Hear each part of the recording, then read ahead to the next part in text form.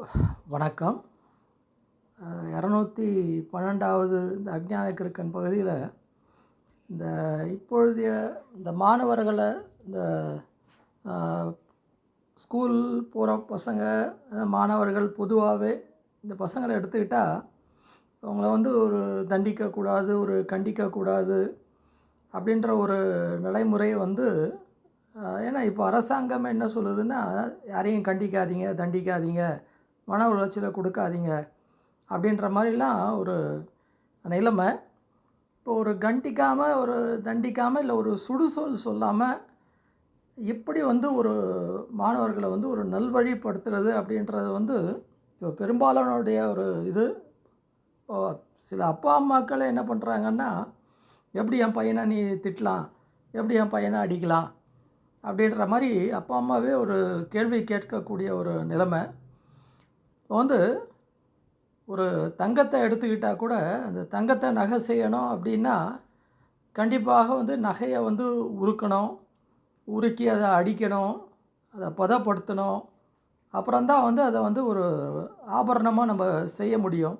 இப்போ நகையை அடிக்காதீங்க, நெருப்பில் போடாதீங்க அப்படின்ற மாதிரிலாம் இருந்தால் அதை எப்படி ஒரு நல்ல ஆபரணமாக நம்ம செய்ய முடியும் அப்படின்றது ஒரு புரியாத ஒரு நிலைமையில் இருக்கிறாங்கோ அப்படின்ற மாதிரி ஒரு நிலைமை. அதே மாதிரி எடுத்துக்கிட்டிங்கன்னா, இந்த பயிருக்கு வேலி, இந்த வேலி இல்லைன்னா இந்த மிருகங்கள் மேய்ஞ்சிடும், அப்புறம் அது பாழாக போயிடும். அதே மாதிரி ஒரு பயிருக்கு அந்த களை எடுக்கிறோன்னா அந்த பயிர் சொல்ல ஆரம்பிச்சதுன்னா, அந்த களைலாம் என்னுடைய ஃப்ரெண்ட்ஸு, இந்த களையை பிடுங்காதீங்க, களை இல்லைன்னா நான் இருக்க மாட்டேன் அப்படின்னு சொன்னால் அப்புறம் எப்படி அந்த பயிரை நல்லா வளர்க்க முடியும்? அதே மாதிரி தான் ஒரு நல்ல மாணவனாக வரணுன்னா தேவையில்லாத ஒரு சில ஃப்ரெண்ட்ஸ் இருப்பாங்க, அவங்கள நம்ம தூரப்படுத்தணும் அப்படின்ற ஒரு விஷயத்தை கூட நம்மளால் சொல்ல முடியலையன்ற ஒரு கவலை. ரெண்டாவது ஒரு குடி படரணுன்னா கண்டிப்பாக அது பக்கத்தில் ஒரு கொம்பை நட்டு அதை கயிறு கட்டி மேலே இழுத்து பிடிச்சா தான் அது ஸ்ட்ரெயிட்டாக போகும்.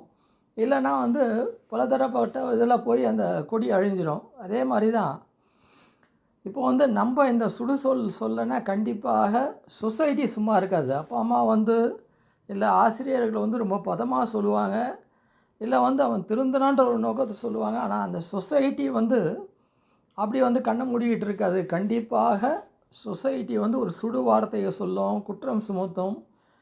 அப்போ அதை தாங்கக்கூடிய பக்குவம் அந்த மாணவனுக்கு, அந்த குழந்தைக்கு எப்போ வரணும்னா, முதல்ல இருந்தே அப்பா அம்மா ஆசிரியர்கள் கண்டித்து தண்டித்தாதான் அந்த மனப்பக்குவம் அவனுக்கு வருமே ஒழிய, நாளைக்கு சொசைட்டியை ஃபேஸ் பண்ணும்போது இது ஒன்றா அவன் என்ன பண்ணுவான்னா, இந்த சொசைட்டினுடைய ஒரு கொடுமையை பார்த்துட்டு, இல்லை சொசைட்டினுடைய குற்றத்தை பார்த்துட்டு, ஒரு சுடுசொலை பார்த்துட்டு தன்னை முடிச்சுப்பான்.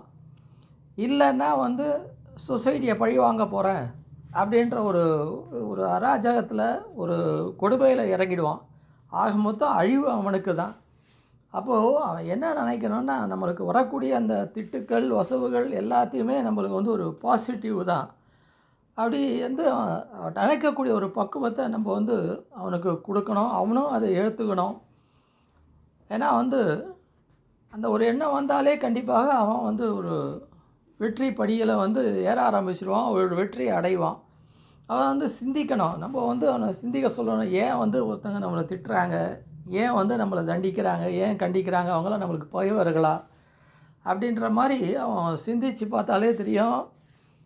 இப்போ பெற்றோர்கள், ஆசிரியர்கள்லாம் நம்மளுக்கு வேண்டியவங்க, நம்மளை பக்குவப்படுத்துறதுக்கு தான் இப்படி சொல்கிறாங்க அப்படின்ற கண்டிப்பாக ஒரு நிலைமையை அவன் புரிஞ்சுப்பான். புரியக்கூடிய ஒரு பக்குவத்தை நம்ம ஏற்படுத்தணும். அது இல்லாமல் மன உளைச்சலுக்கு ஆளாகிடுவான். ஒரு வார்த்தையை சொல்லக்கூடாது அப்படின்னா எப்படி ஒருத்தனை திருத்த முடியும், ஒரு நல்லது செய்ய முடியுன்றது ஒரு புரியாத புதிர். இனிமேட்டாவது இந்த வருங்கால மாணவர்கள், வருங்கால குழந்தைகள் இதை புரிஞ்சுப்பாங்க அப்படின்ற ஒரு நம்பிக்கையோடு தான் இந்த பதிவை நான் பதிவு செய்கிறேன். மீண்டும் அடுத்த பதிவில் பார்க்கலாம். நன்றி, வணக்கம்.